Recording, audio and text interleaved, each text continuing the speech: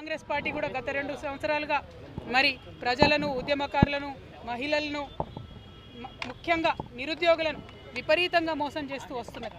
ఈ 2 పార్టీలు కూడా తెలంగాణ ప్రజలను గత 12 ఏళ్లలో మభ్యపెట్టిండ్రు, మోసం చేసిండ్రు తప్పితే ఒరిగిందేమీ లేదు. అందుకే ఈ రాష్ట్రంలో తెలంగాణ పేరును తనలో నింపుకున్నటువంటి తెలంగాణ ప్రజల యొక్క రాజకీయ అస్తిత్వాన్ని కాపాడేటటువంటి పొలిటికల్ పార్టీ రావాల్సినటువంటి అవసరం ఉన్నది. తప్పకుండా తెలంగాణ జాగృతి ఒక పార్టీగా ఎదుగుతుంది, పొలిటికల్ పార్టీగా ఎదుగుతుంది.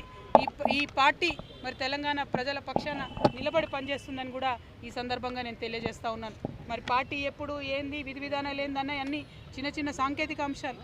కానీ రాబోయే అసెంబ్లీ ఎన్నికలలో తెలంగాణ ప్రజల పక్షాన నిలబడి పోటీ చేయడానికి, నిలబడి వారి యొక్క హక్కులను కాపాడడానికి, ప్రజల పక్షాన పనిచేయడానికి తెలంగాణ జాగృతి ఒక శక్తిగా ఖచ్చితంగా చట్టసభల్లో తిరిగి అడుగు పెడుతుందనే విషయాన్ని ఎటువంటి అనుమానం లేకుండా నేను ఇవాళ తెలియజేస్తూ ఉన్నాను. నేను ఆహ్వానం పలుకుతూ ఉన్నాను ఆ లెఫ్ట్ పార్టీ సోదరులకు, మావోయిస్ట్ సింపథైజర్లకు, మావోయిస్టులకు, ఎవరైతే మనుగడ సాగించలేకపోతూ ఉన్నారో, ఎవరైతే కొత్త రాజకీయ శక్తులు రావాలి ఈ రాష్ట్రంలో ఆలోచిస్తున్నారో, ఎవరైతే ప్రజాస్వామ్యబద్ధంగా పనిచేసే పార్టీలు రావాలనుకుంటున్నారో రండి. ఒక ఆడబిడ్డగా నేను ముందడుగేస్తున్నా, నాకు మద్దతు ఇవ్వండి. నేను మా విద్యార్థి లోకాన్ని పిలుస్తూ ఉన్నా, ఇంతవరకు ఫీజు రియంబర్స్మెంట్ రాని మీరు పిడికిలు బిగించండి, జాగృతిలో చేరండి, పోరాటం చేయండి. మా నిరుద్యోగ యువకులకు నేను పిలిపిస్తూ ఉన్నా, మీకు ఒక కొత్త రాజకీయ వేదిక వస్తుంది.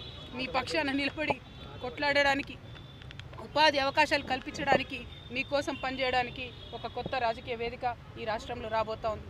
అందరికన్నా ఎక్కువ మా ఆడబిడ్డల్ని కోరుతా ఉన్నా, ఒక ఆడబిడ్డగా తెలంగాణ రాజకీయ అస్తిత్వాన్ని కాపాడడం కోసం, మన ఆడబిడ్డల హక్కులు కాపాడడం కోసం నేను ముందడుగేస్తూ ఉన్నాను. నన్ను దీవించండి, ఆశీర్వదించండి, నాతో పాటు నడవండి.